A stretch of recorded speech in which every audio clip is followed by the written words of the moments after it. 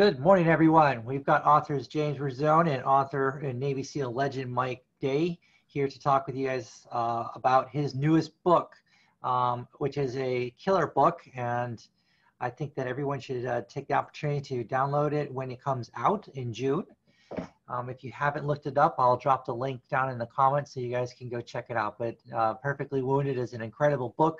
You're going to really enjoy it. I remember being in Iraq at the exact same time. Mike was there when that operation happened. I wasn't in his area, but I remember hearing about it. It was quite the story and the legend. So how are you doing today, Mike? Pretty awesome. Yeah. You hanging in there with this whole social distancing thing and quarantine we're all under? Well, I think I need to develop some tools for barbers so they can trim my beard from social distancing distance. I know, right? It's starting to get hairy. Scissors, shears, like 6 foot long shears. Now, you spent a long time in the military, though. You can't tell me you guys didn't learn how to cut and trim your own self, when you're out there in the bush. No, I actually have one barber that I only trust to do it. Okay. I haven't figured out how to do it myself. Yeah, I don't blame you. Who wants to get nicked and cut? I do miss the old time barbers where you used to really, the straight razor and trim and all that stuff. I like that. If I wanted it all the same length, it would be easy. Yeah. Just throw a Flovey thing over it, which I have. Yeah. Yeah, I know. Well, I'm trying to grow it long. You start eating your own mustache. Move it out of the way. Oh, man, fun stuff. So how many years did you serve in the SEALs? I was in the Navy for 21 years. So probably 20 of that was actually in the SEAL teams. Okay. Wow. And you retired as a senior chief or was a master chief? Senior chief. Senior chief. Okay. I got to keep my military ranks, clear. Remember, I'm an Army Air Force guy, so I'm not used to your Navy ranks. I don't know those either. I know, right? So how long were you in the SEALs for? It was probably a total of 20 years. I got to SEAL Team 3 in 1990. Yeah. Wow. And I got out of my last command in 2010. Were you in SEAL Team 3 the entire time? No, I was at SEAL Team 3 for 7 years. Then I went to the Navy Parachute Team for 3 years. Came back east to SEAL Team 8. Training Command, SEAL Team 4. Got wounded there in my last command. I wound up being operations officer. Well, I taught a schoolhouse communications. Yeah. School, urban communications. Yeah. Wow. And man, and my worst job that I had in the Navy was operations officer for that command. It was a schoolhouse. We had 14 schools. It's a hard job. Yeah, I can imagine. So what was your best job you had as a SEAL? My most memorable were my first and last platoon, which both were Foxtrot. Yeah. So Foxtrot platoon back in 1990 sometime at SEAL Team 3, and then Foxtrot platoon at SEAL Team 4. So I'm going to ask you two questions that most people probably never ask you as a Navy SEAL. What is the highest altitude jump you've ever done? And what is the deepest you've ever dived? With a tank or in a tank? In BUDS, they take us on a bounce dive. So a bounce dive means you can go down and come right back up, and that depth is, I think it was 120 feet. Wow. So you swim down a line, dive down a line, you're on tanks. And there's a crossover bar on the bottom, and you come up the other side. Okay. It was pretty incredible. You get down there, and it's so clear. The day we did it anyway. This was off the coast of San Diego and great white breeding grounds. Yeah. So now you've been deeper than 120 feet, haven't you? Nope. Most of our dives are, because we dive pure oxygen, that becomes toxic. Yep. Use nitros. At a depth past 25 feet. So most of our dives are between 20 and 25 feet. Yeah. We don't really use open circuit much. We use closed circuit rigs to do what we need to do. Gotcha. Okay. I wasn't sure if you guys use, was it NOS or nitrous that they do the chemical mixing with the tanks where you can go down up to like 200 and some feet or whatever. Nah, that's more Navy diver stuff. Maybe even EOD. Okay. We don't really have a a purpose to use scuba much. We use the closed Gotcha. circuit for combat diving because it Now, doesn't off gas. You don't see what's the bubbles on the highest surface. jump you've ever done? Well, we do hey-hos and Uh-huh. halos. A hey-ho is high altitude, high opening, and the restrictions on the parachutes when I was doing this was 25,000 feet.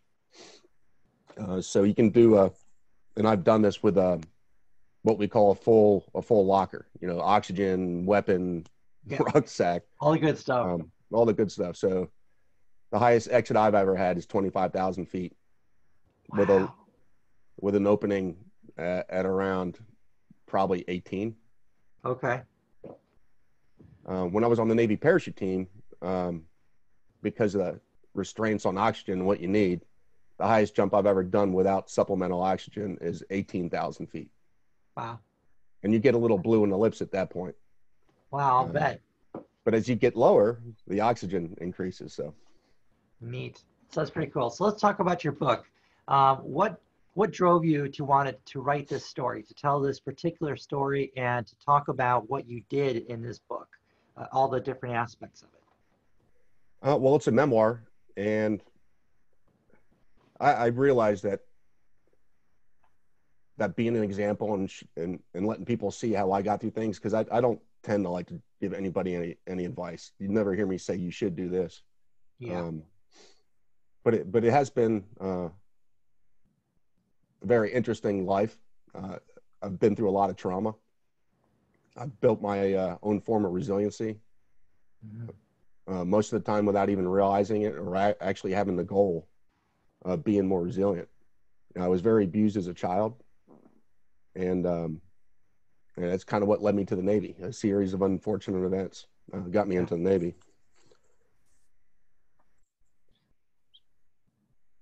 So I was the kicked Navy at. did a good job of basically giving you a career, giving you a new purpose, a new mission, so to speak.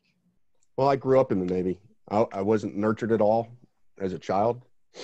The Navy nurtured me the way I needed to, gave me the opportunity for me to learn the things I needed to learn. And as far as my personality goes, it was probably the only place that could have done it for me. Yeah. So when you talk about your background and what you went through, was that what really led you to join the Navy and try out for the SEALs, or was it something else along the way? Well, it prepped me for it. My father prepped me for it. He's a good example of everything not to be, but he made me strong. He made me my threshold for trauma was a lot higher, what I could accept, because it was so high when I was a child. But there was he was medically retired out of the Navy himself with schizophrenia. He was an alcoholic and schizophrenic. That's when I was about 12 years old. That was the last time I saw him until just recently. He has passed recently, but he spent the rest of his life since I was 12 years old either inpatient or assisted living conditions. Okay. So I didn't really have a whole lot of interaction with him. He had been on so many drugs, electric shock treatment. He was at the capacity of probably an 8 or 9 year old as far as being able to have a discussion. Tough. It's tough to see your parents. So they got divorced, wound up going to live with my mother, who I hadn't seen since the first divorce, probably about 5 years old. And went from a very strict household to one where they didn't know how to deal with myself and my brother, teenagers. And we just pretty much ran all over them. But I wound up getting kicked out of high school. I got expelled from high school because my football/wrestling coach caught me rolling a joint in the bathroom. And then later on, I got arrested for a possession charge in the Outer Banks. Okay. I was waiting for the sun to come up to go surfing, and cops searched the vehicle because we were parked in a place we weren't supposed to, and I got arrested for that, which I had to get a waiver to get in the Navy for that. Okay. So I was probably about 15 years old at that point. Didn't know what to do. Wound up going to a place called the Job Corps. It's a government-funded program. Yeah. I got my GED there. I got a license, journeyman's license in carpentry. I attempted their college program up in Pittsburgh, Pennsylvania. Didn't make it to the semester. Figured I had a license to work in carpentry, framed some houses, did some roofing, but I had to lie about my age because they couldn't insure me because I was under 18 years old. Yeah. So after being fired a couple times, or being told, "Hey, I can't have you on payroll, but I could have you off payroll and you can clean up garbage around the site," I was like, "Well, I got to go do something else." Yeah. So had a neighbor that was a retired Navy diver, and he actually told me, "You need to go join the SEAL teams. They need people like you. Yeah. And you'll keep yourself out of trouble." I didn't listen to him. Tried to join the Marine Corps, who at the time they weren't accepting GEDs. This is 1989 or 88. So I was forced to the Navy. Signed up for the Navy, and I was in boot camp January 1989. Okay. The year I was supposed to graduate high school. Would have graduated high school that summer. Well, you graduated a different school instead, a better one. You know, last grade I completed was 10th grade. Wow. That's pretty incredible then. And what you've done as a SEAL is pretty incredible too, because you got a really neat story. And I don't know if you want to talk about it, but do you want to talk about the mission that, you know, got you all your notoriety and ultimately ended up ending your career in the Navy though? I stayed around for a couple more years after that. Yeah. To work in that operations position. I should have just got out. I don't know many people, I don't know anyone experience. who's been shot as many times as you.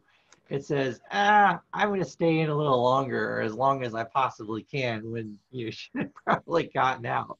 I was back to work in probably 5 months. Good God. Inside of 5 months, I was back at the office. I wasn't in an operational position. I was in an administrative position. Yeah. Teaching schoolhouse stuff, and then operations officer, which I keep bringing up because it's so terrible. So nothing happens at a command that doesn't come across the operations officer's desk. Yeah, I'll bet. They have their mitts and everything, and it's nonstop work. Yeah, yeah. So a couple of my readers, I had to explain to them, just because you get shot 27 times doesn't mean you get 27 Purple Hearts.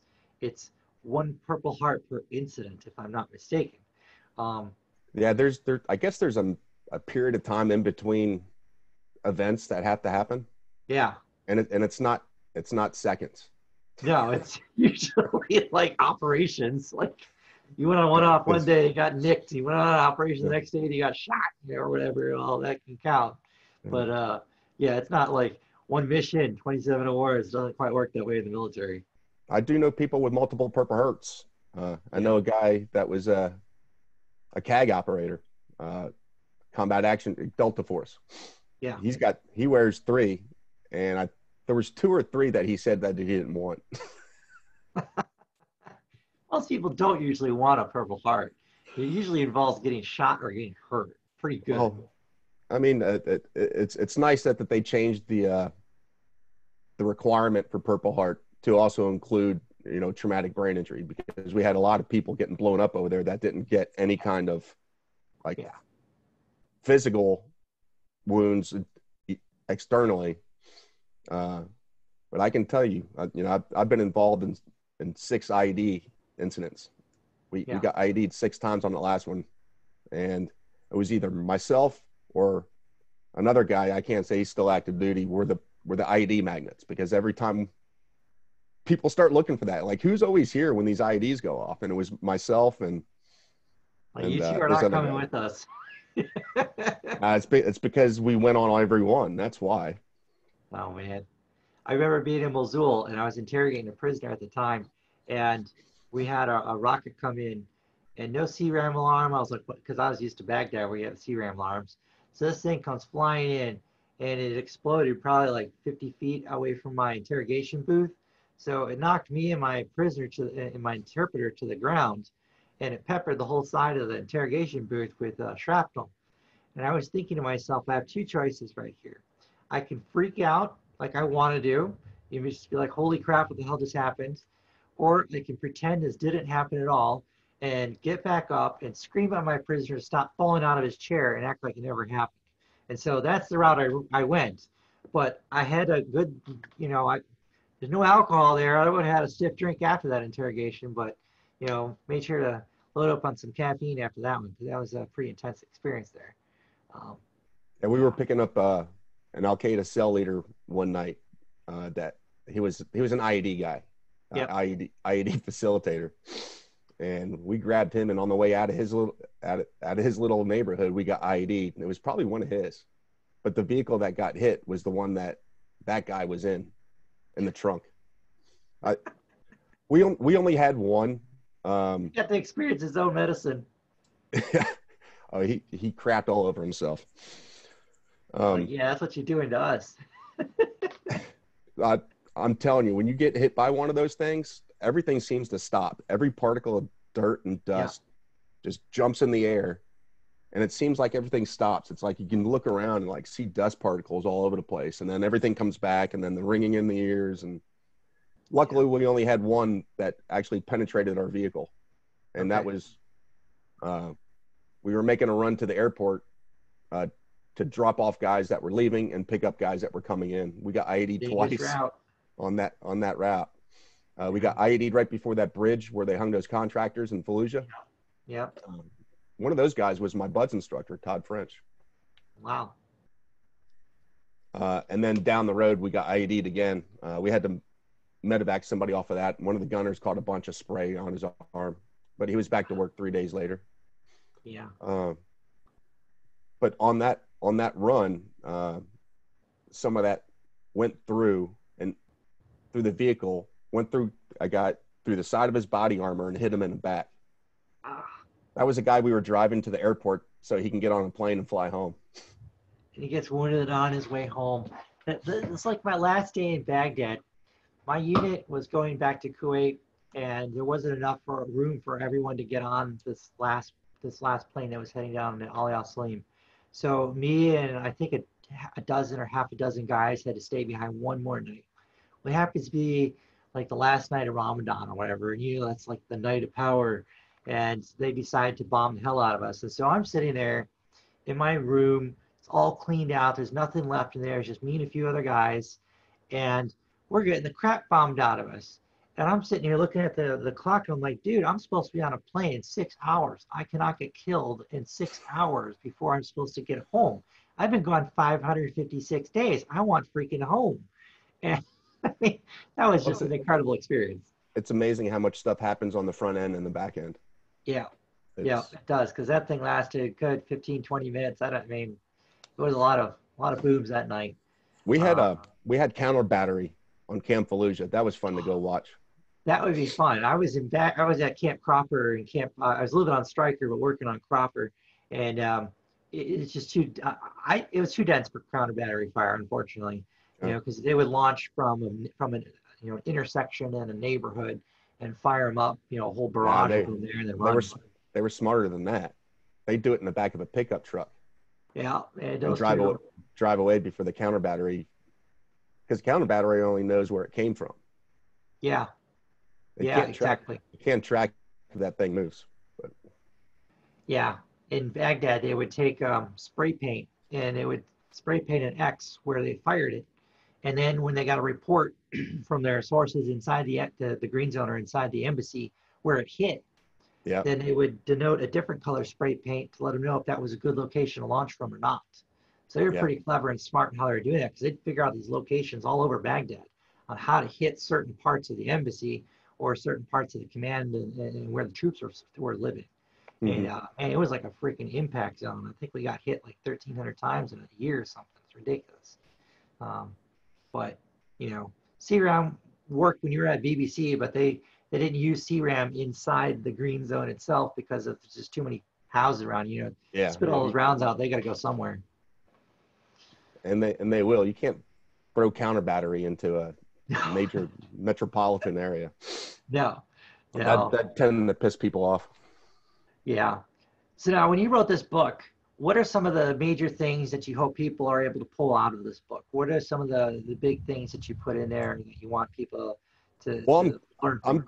I'm grateful for all my experiences. More grateful for the ones that were traumatic and painful, because that's where I learned the most from.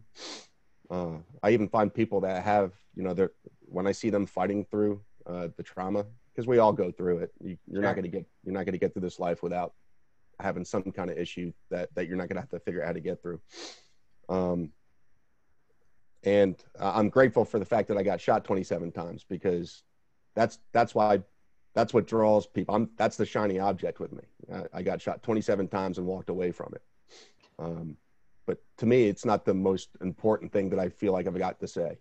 My life experience has put me in positions where I can observe things, and make these observations and come up with ideas to better that. One of those is healthcare. Yeah. In my book, I talk about how I became suicidal. A lot of people thinks it was that it was PTSD because they got shot 27 times. I never had PTSD from anything in the military. I did suffer a traumatic event that I had PTSD for probably about 4 months. Yeah. Which is another thing that people need to understand. PTSD is not permanent. Yeah. You can work through it. It's a matter of training yourself into believing that you should have the emotions that you have and the experience that you have. Yep. So if you can train yourself into that, you can train yourself out. Yeah. And if it takes years to get to that bad spot that you're in, well, one pill is not going to fix it in a week. I mean, you got to do the work. You got to do the work to get out of it, because you did the work to get into it. So, yeah. I go off on these tangents, man. You got to keep me lined up. No, man, I like it. I like being able to see, this is my whole goal when I do these author interviews. It's really about learning who you are as a person, because we can read a book, we can listen to an audible, but what we seldom get is an opportunity to go behind the scenes, behind the book, and see the author, to talk with the author, to learn about their experiences, what makes them them, and who they are, how they come up with their story, and what they do. And I love that yours is a biography of your life. Most of the people I've talked with are usually fictional authors. I've got a few other similar people like yourself lined up, but it's neat because you've experienced real life situations, and you can translate that into a book that can hopefully help other people. Because I have to think that if there's a 17-year-old kid out there who's struggling just like you were, reads your book, he's going to find some inspiration. He's going to find some purpose that, you know what, I'm not just another screw up. I can be like this other guy and go on to do incredible things. I think it's a mixture of nurture and opportunity. Yeah. And to me, my nurture was getting my ass handed to me. That was my nurture. But I had the opportunity. What was that? There's a report called ACE. Yep, you were saying about childhood development or something. Yeah, it's about childhood development. And I actually realized that when I go down that list, I check there's 13 or 14 of them. Yeah. And I look at people that are in prison, and they're pretty much, the same background. They just didn't have the opportunity. Yeah. I mean, and my opportunity just kind of fell in my lap. I was just driven to it, kicked out of high school, Job Corps, Navy. That was the opportunity I had that saved me from probably being, the same psychological profile as a lot of these people in prison. Their opportunities kept pushing them in the wrong direction. Yeah. Now, with all that said, you've written your book, it's coming out soon, and now you decided that you want to transition into a new life and into something else. You now want to take on the status quo of what's been going on in Virginia, in your own state that you live in, and you want to try and run for governor to make an impact, to make a difference.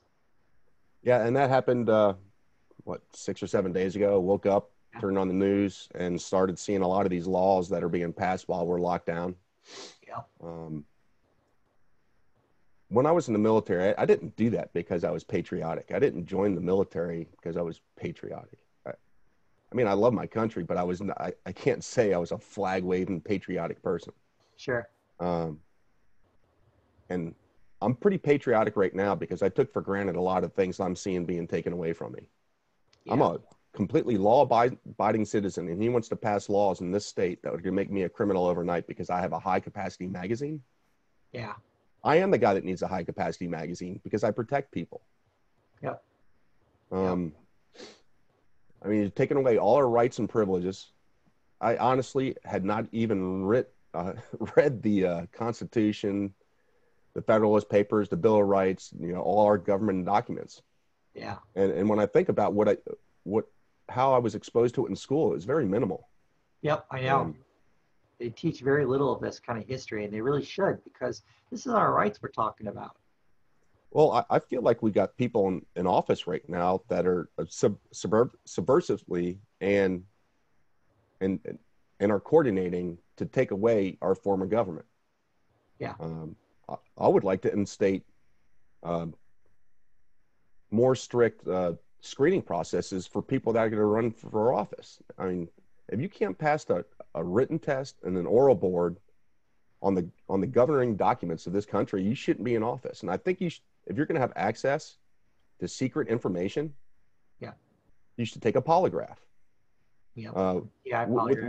With the main goal of basically seeing if you support our form of government, a representative republic, or are you a Marxist socialist that wants to subversively take away our form of government? Yeah. Because I mean, if you want to be that, you can go to another country. Yeah. So if you want to be governor, if you want to be governor of Virginia, I lived up in Alexandria, Virginia for a couple of years, so I mean, I'm somewhat familiar with Virginia. What are some of the main things you want to institute in there? Like, if I'm a voter in Virginia, what are some of the things that you're wanting to implement and do that's going to make my life as a voter better? Oh, well, we've discussed this. Good ideas come from a lot of different places. Yeah.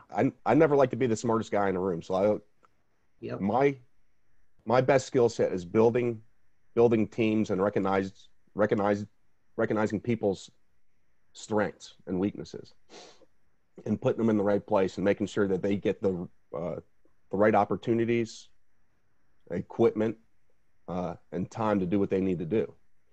Yeah. Our government is not very interactive. A lot of things happen because we put them in office. They say they're going to do a lot of things, and then they go off on what appears to be their own agenda. Yeah. We could be more interactive. I know there's some government officials that have pages where they try to interact with the people that they work for. You notice I said that they work for. Yep. So they do work for us. But it needs to be institutionalized. Just because I voted you to be a representative doesn't mean that everything that you think I agree with. Mm-hmm. So I need a way to show you that I don't agree with you, and so does everybody else. Yeah. Northrop passed a bunch of anti-Second Amendment laws in this state overnight. Yeah. A whole bunch of them. And he's trying to push more. They're trying to push them nationwide. I'm a constitutionalist, so we should be following that. Yeah, I agree. And I think we talked about it before, where you think it'd be kind of a neat idea where people can comment on laws and legislation being proposed instead of just these representatives just putting them up there, taking a day to talk about it and then voting on it and putting it on us and not allowing us, the citizens, any chance to comment. Because when the federal government makes this change or a policy change, usually one of the department levels, they always issue a period for comments flowing. Sometimes it's thousands, sometimes it's hundreds of thousands. And then they go through and they have to address some of these comments before they actually vote on it and move forward with it. And I think if we had a situation where we could comment on legislation our states are pushing it might help us make a better legislation decision, or at least be informed of what they're doing to us. If I'm in office, I want to know what the people want. Yep. Nobody's ever going to agree on everything. And there needs to be a recourse, and it's not that hard. You know, you throw a portal up, and every time there's a bill or a law that's getting ready to be passed, yep, it's a simple yes or no in a comment section, and it should be done in all governmental offices. It quite honestly brings us closer to what a democracy is. Yeah. We're a representative republic. We put them in office, and we think that they're going to do most of the time what we expect them to do. But there's no interaction in that, except for those times that you talk about the, what did you call it? The if you get online, I mean, there's Facebook portals or Facebook pages with the congressmen that you can do. You can mail them, you can email them, you can call them, but it should be, there's no direct interaction. It should be one portal. Yeah, I agree. You shouldn't have to figure out what the phone number is and Facebook, whatever. Just one portal where we can interact with new laws and bills that are being passed. Yeah. Yeah, no, I agree. So I kind of like that idea. I hope that more folks in Virginia will like that idea. What was, you had mentioned a couple of things on healthcare, because I know you addressed some of those issues in your book, but we've all seen the problem with healthcare where the costs just get out of control, because the fact is there's a small percentage of people in the country, whether they're legal or illegal, don't have insurance. And so they leverage the ER as their doctor office. And that causes an enormous amount of economic strain on the hospital, and thus it gets passed on to you and me with insurance. So you had a couple of cool ideas on how we can address some of those, from holistic healthcare to, walk-in clinic type things. What were some of your thoughts on those? Well, that issue is systematic, and it goes off like a spider web in 20 different directions. All over the place. And I would say the base of the problem is personal responsibility. Yeah. And I think we're starting to see that right now. I saw on a news report today that 60% of Americans have a comorbidity. 40% have two or more. And that number goes down with 3 or 4 comorbidities. We are kind of a sick nation. Over 30% of the population has taken some kind of mood enhancer or stabilizer, SSRIs. I was in a unique position after I got out of the Navy. I was a wounded warrior advocate for Special Operations Command, so I handled a whole lot of people from the worst combat injuries coming back from Iraq and Afghanistan to multiple illnesses and diseases. I watched treatment for cancer, ALS, all kinds of other neurological disorders. And, I'm a layman. All I could do is watch and make observations. And when I watch people going through chemo treatment, man, they're just sick. They're just sick. And I had my own problems with healthcare. But I think the base of the problem is that we are just sick overall as a nation, don't have the immunity that we need to fight stuff like COVID.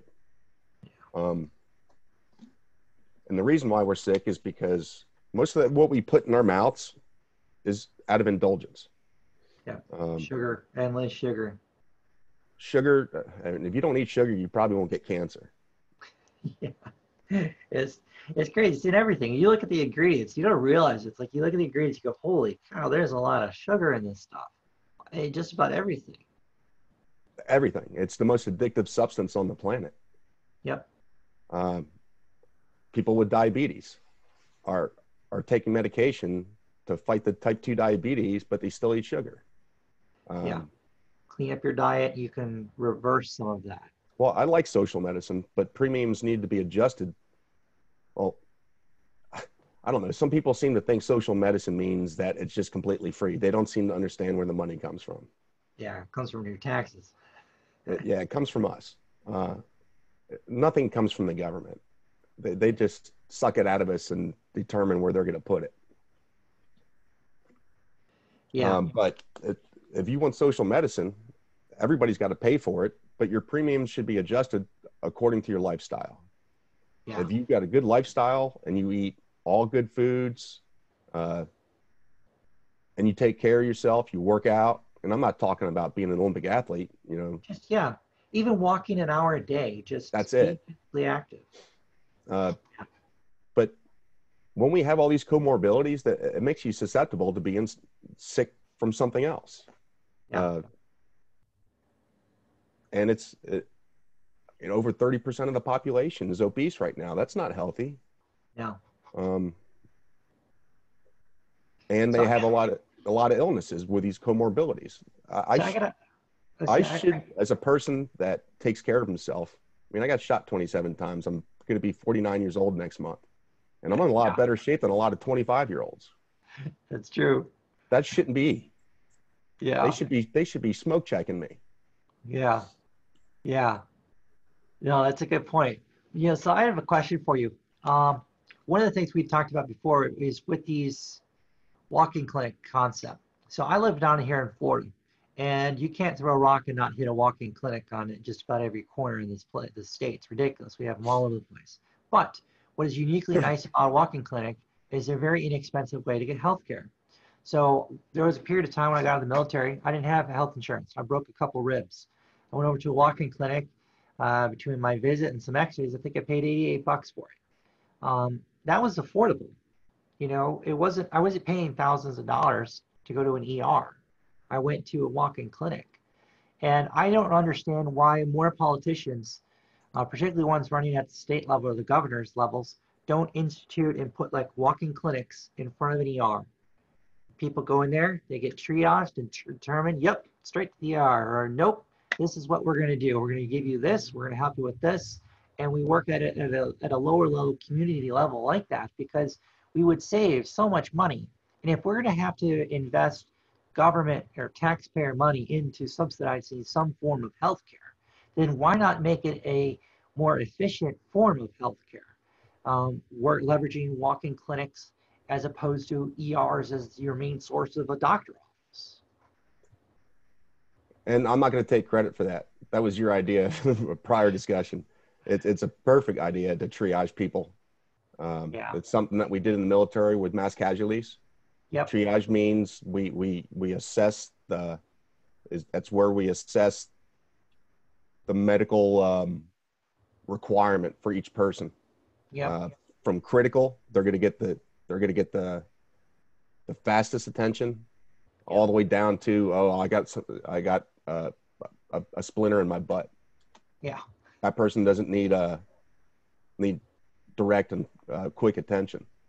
But it also brings us back to our other idea, the portal, where you could interact with the government, where you can have people that have good ideas like this. This wasn't my idea, but if I was governor, I'd institute it. Yeah.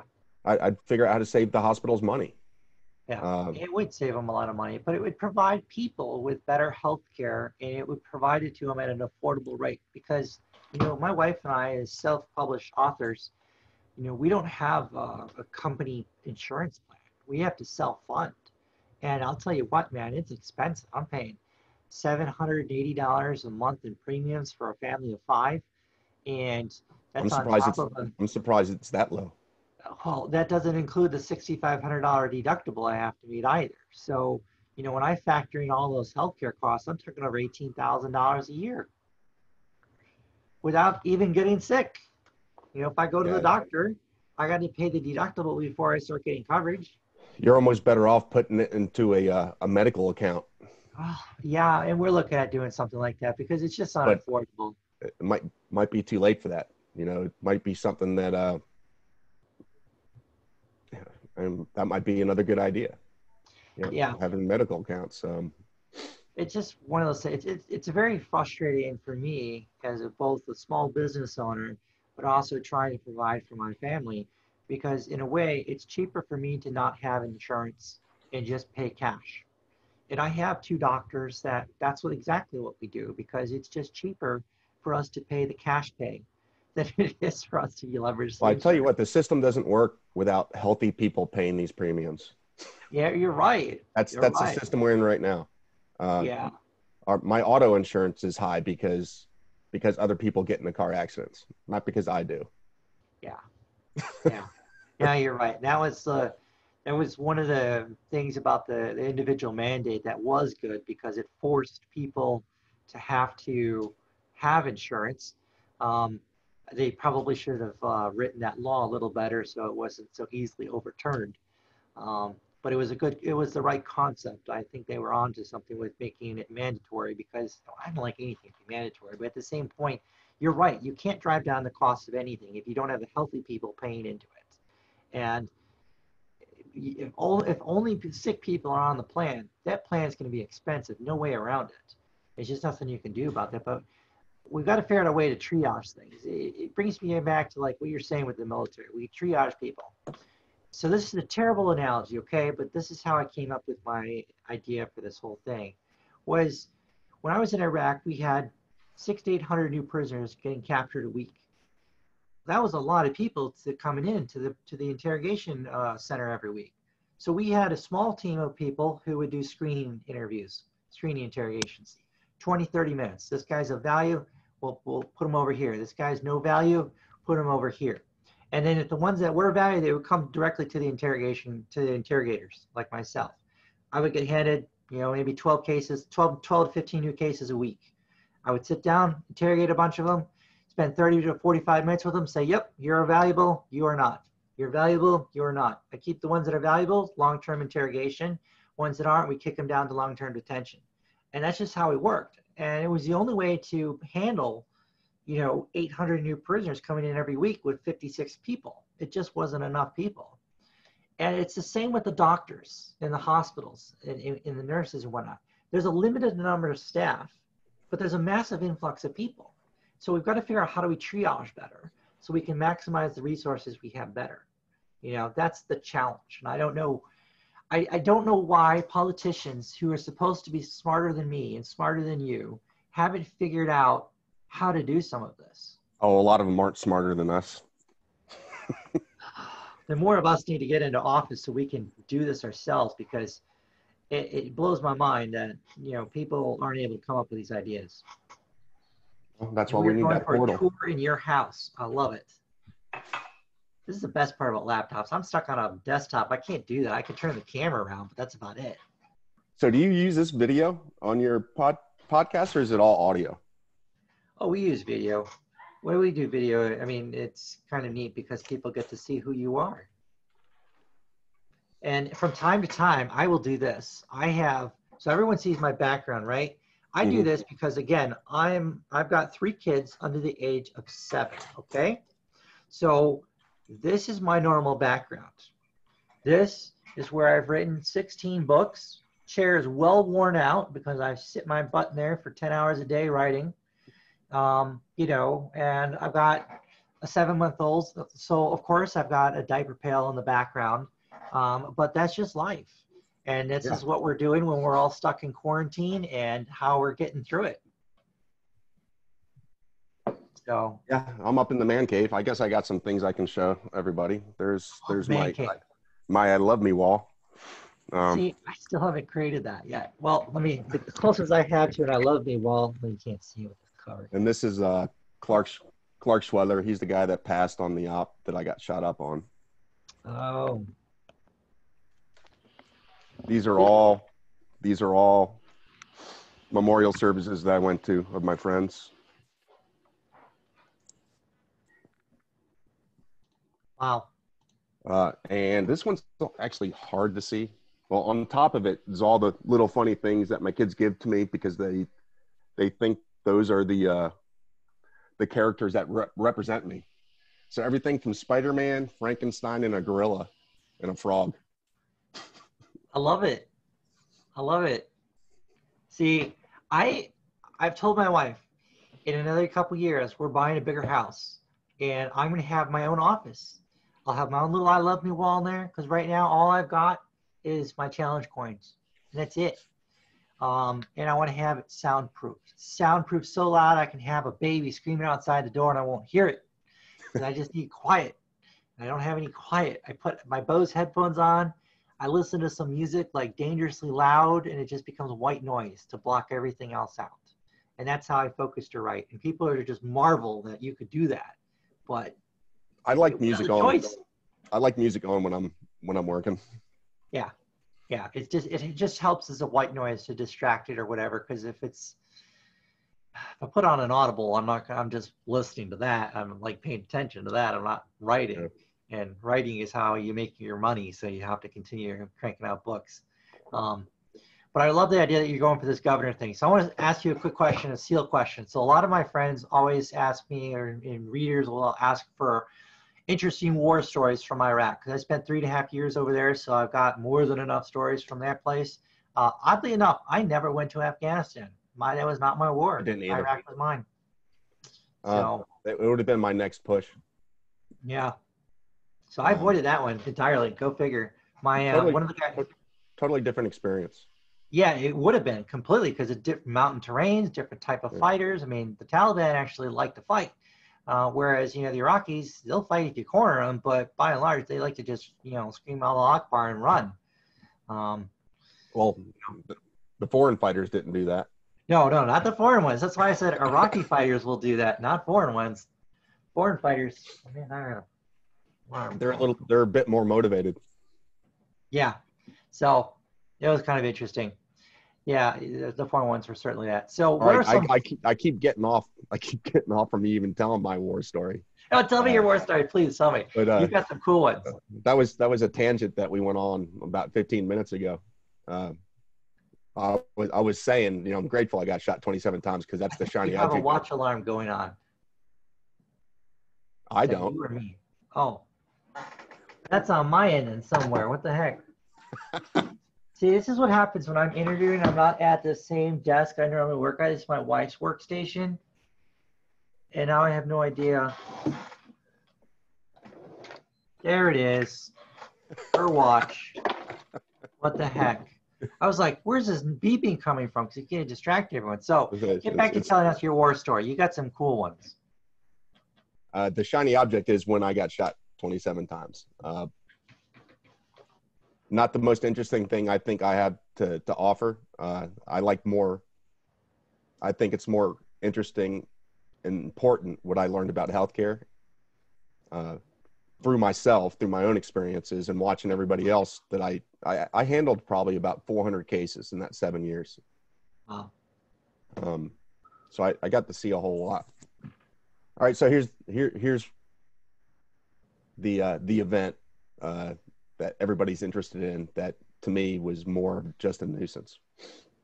I'll start it off by saying by the end of this gunfight, I had been shot 27 times. I took 16 rounds to the body and took 11 rounds to the body armor, and I absorbed the grenade blast. I got shot in both legs. I had a round go clean through my left thigh, a round go through my scrotum, separated my vas deferens. I had a round enter the inside of my right thigh, just above the knee, and it came out my upper thigh. Ran all the way up the inside of my leg. I got shot twice in the butt. My left thumb was almost amputated at the joint. I got shot 4 times in this arm, upper arm. I got some tattoos on 12 of these bullet holes. I got shot three times in this upper arm. I have an exit wound, a nasty exit wound out of this armpit. I got shot twice in the back, shattered my scapula. And I got shot in the stomach. I had a colostomy bag for about a year. They put a stent in my bladder, which they later pulled out through my urethra with no pain pills. No pain medication at all. Rounds that hit my body armor. That broke a bunch of ribs. I had a contusion on my right lung. I actually thought I had a sucking chest wound. They tried to treat me for it on target, but they couldn't even get the reclusive dressing to stick because I was so bloody. Luckily, it was just a contusion from being hit in the chest. And It did. That hurt worse. This Yeah. all felt like 10 dudes beating me up with sledgehammers is what it felt like. The fact that you didn't like get nicked by an artery didn't get nicked or anything major happened is just incredible. It's perfectly wounded. I know. And these were AK-47 rounds that hit you, right? I got shot with, there was 2 guys with AK-47s. One guy had an M4 and one guy had a pistol. So there was U.S. equipment on target. Yeah. From an ambush out west from our position, out in Ramadi. So we were there because they shot down helicopters, but they also had equipment from a guy that they killed from out west. Still had his name on his magazines. They had his web gear, his helmet, his night vision goggles, his pistol, and his M4. Jeez. So they weren't just shooting down helicopters. We knew that they shot down 4. But they're also interacting on the ground too. So that's why we were going after them. We actually went after target one night on vehicles. We got ID'd on the way in. Our target package usually consisted of 6 vehicles with a mix of SEALs and Iraqi scouts that we trained. And this was a turnover operation. So half the guys that I worked with, I was the platoon chief for this troop, for this deployment. And we were ripping out. We already had sent half of our guys home and already picked up half of the oncoming guys, which was Jason Redmond's guys. We got ID'd in. The rear vehicle got hit. Clark Schwedler, who was later killed 3 nights later on this operation, was the gunner, and it was that vehicle that got hit. We couldn't action the target that night, decided that we weren't going to drive back in there because it was a terrible place to drive through, and flew in 3 nights later, did a foot patrol into the target. Got some chatter from overhead saying that somebody may know that we're in the area. We slimmed down the target package from 5 buildings down to 1. We hit that one, got up to that target, and Clark was the lead breacher. A breacher is a person that opens doors, gates, through different means, either from anything from turning the doorknob to cutting it with a blowtorch or putting a bomb on it. Wow. This night they just mechanically opened the door, and that room had no access to the rest of the house. I was on the next point of entry. I breached that. I just kicked that door open, opened up to a small foyer, got in there, and the train followed me in. The train is the line of people behind you that are going to go into the room with you. Those were all Iraqi scouts. And I was holding on 2 doors waiting for somebody to split the train. Clark came all the way through the carport out of that room, saw that I was holding on both doors. He came in, the train split. We did a simultaneous room entry. And as soon as I entered the room, as soon as I put my foot in the room, they opened up on me.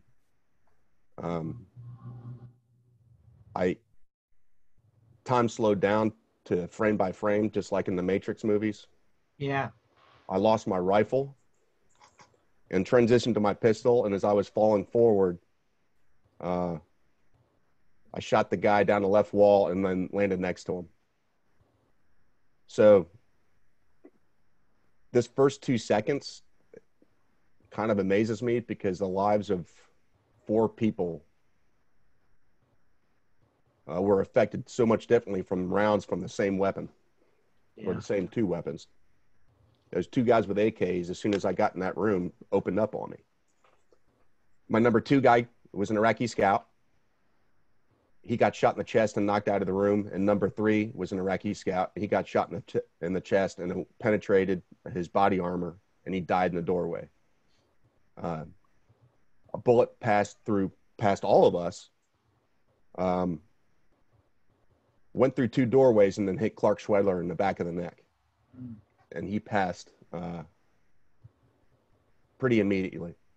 Yeah. The round went through the side of his neck and just cut that artery.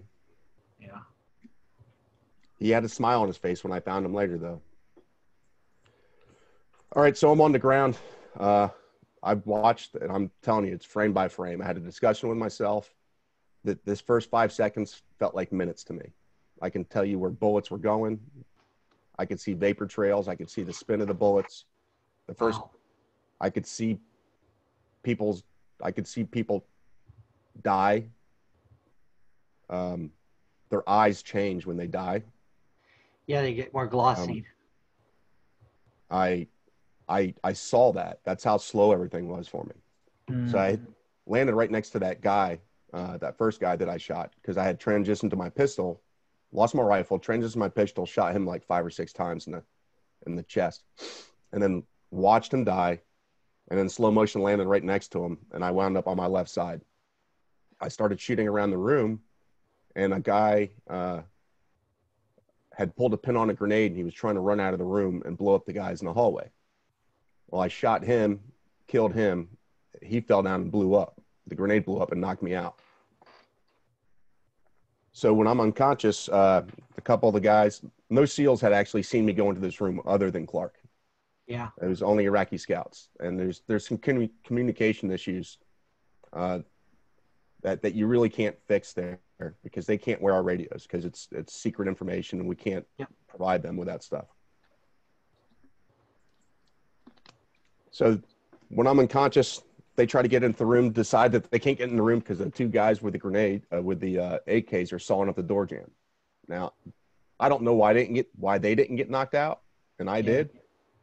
But they did not get knocked out, and they were still throwing rounds through the doorway. They asked for status in the house. I was unconscious, so I couldn't respond. Wouldn't have been able to respond anyway because my radio got shot so many times.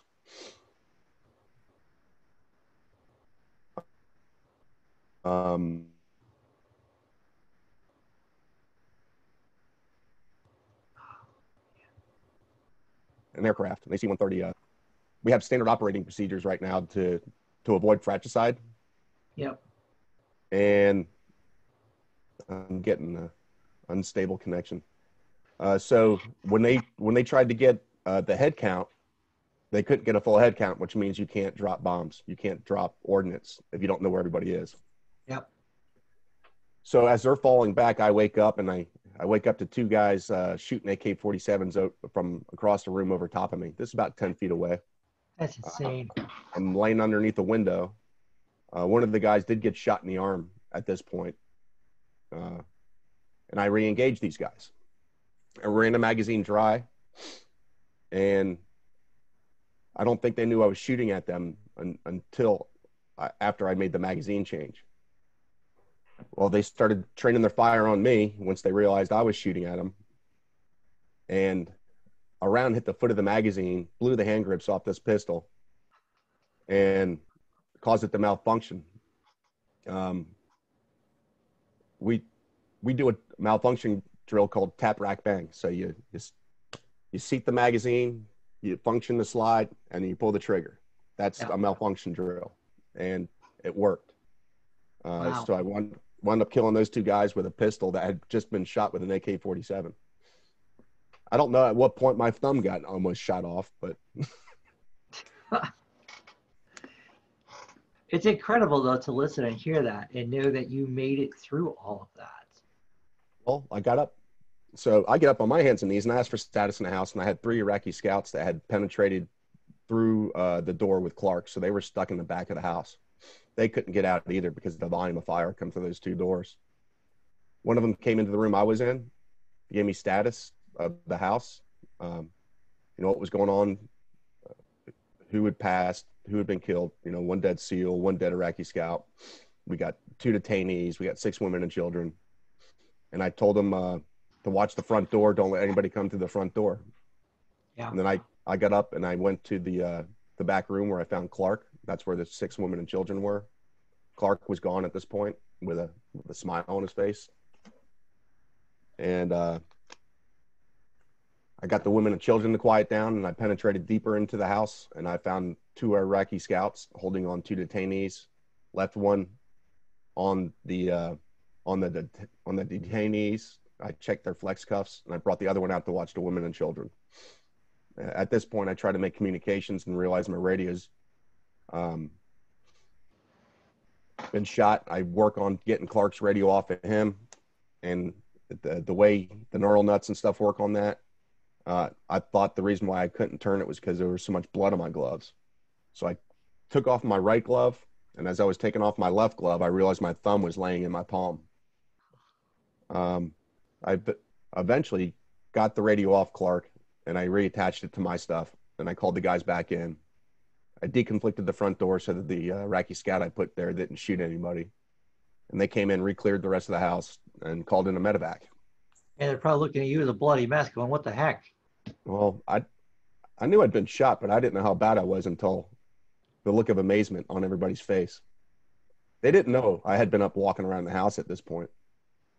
And I heard someone say two mics to medevac, pick up Mike. And I was like, don't touch me. And it wasn't because I was being macho. It was because I knew if they tried to pick me up, they would just hurt me. They did get my body armor off me and got all my gear off me, and I felt a lot lighter.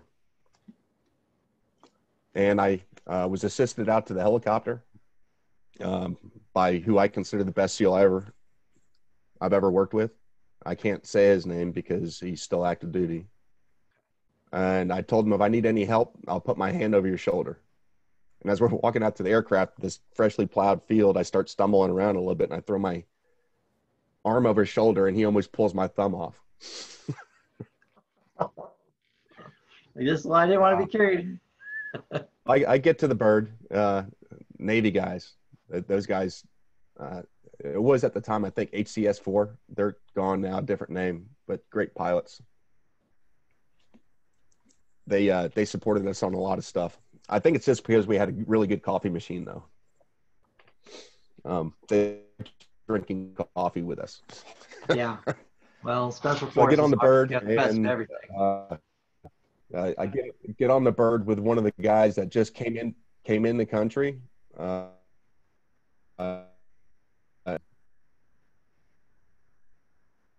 we fly to Baghdad, and that time he cuts all my clothes off me. That dude put his knee in every bullet hole I had. I swear he did. It hurt so bad. We get on the ground, and I watch these two guys try to put an Israeli litter together, and the guy that got shot in the arm can't do it because he needs two good arms. He's got a tourniquet on his arm, and then a golf cart pulls up. And I know that's for me, so I jump off the helicopter butt naked except for boots and throw myself onto the back of this golf cart. And they drive me over to Triage, which I'm sure they're like, yeah, this guy needs immediate attention. You know, they throw me on a gurney, and I remember being wheeled towards the hospital, coming from the dark tarmac into the light of the hospital. And they start rolling me around and start calling out all the gunshot wounds, you know, left thigh, right thigh, buttocks. And I need to talk about that one more because I think when I was unconscious, they stood over top of me with a pistol and shot me twice in the butt, and then shoved the pistol into my body armor and shot me twice in the back. Those are the 2 rounds that shattered my scapula. It's the only way it could have happened. Yeah. And back to the gurney, the last thing I remember them saying is gunshot wound to the scrotum. And You get shot in the balls. and it didn't hit me in the balls. It just separated my vas deferens. And I remember telling them, don't worry about that one. I've already had a vasectomy. And then I passed out. I woke up the next day sitting in front of a C-17 that was lined front to back on both sides, 3 high cots of everybody being flown out of country. Yeah. There's people with terrible burns, terrible amputations, you know. And I still don't think I actually realized how bad a shape I was in at this point. You know, quite honestly, it really wasn't that bad if I was back at work in 4 months, but I think it speaks volumes, though, to the physical wellness of your body, though, too. You were in such good physical shape. The foods you were probably eating were really, really good. So your body was able to take that brutal beating and recover faster than someone who isn't in as good a physical shape as you guys are. Because I hear stories about how some of these, pro athletes, some of these, special forces guys get just mauled and they're back at it like 5, 6 months later. And it's because their body's able to physically bounce back. Guys that have amputations going back overseas. Yeah, it's crazy. Well, I want to thank you for the time that we've been able to talk about this. This has been a truly incredible story. And the only reason we have to cut short is because my loving wife has brought her 3 children home soon. So it's been a wonderful time talking with you. I look forward to talking again, and we can go over some more war stories. You can regale us of a few different stories, perhaps some funny, humorous ones. Because I know as a SEAL, you guys did some funny stuff to people every now and then. I can tell you about some really crazy, funny stories with the interrogation side, because we had some crazy stuff. We had to alert the QRF in Baghdad that we had a prison break in down in Camp Bucca, and that was actually not the case. But nobody knew that for about an hour. So it was quite interesting. But it was really good talking with you, Mike. And I hope that you do pursue the governor race, and I hope it pans out and becomes very successful for you. Oh, worst thing that can happen to me is that I win. I just want to show what's going on and let people make up their own minds. So yeah. All right. Well, I appreciate you taking the time and talking with us. It's been really, really great. And I look forward to talking with you again. Will do, man. Have a good day. You too. Bye. Good weekend. I know. And lockdown.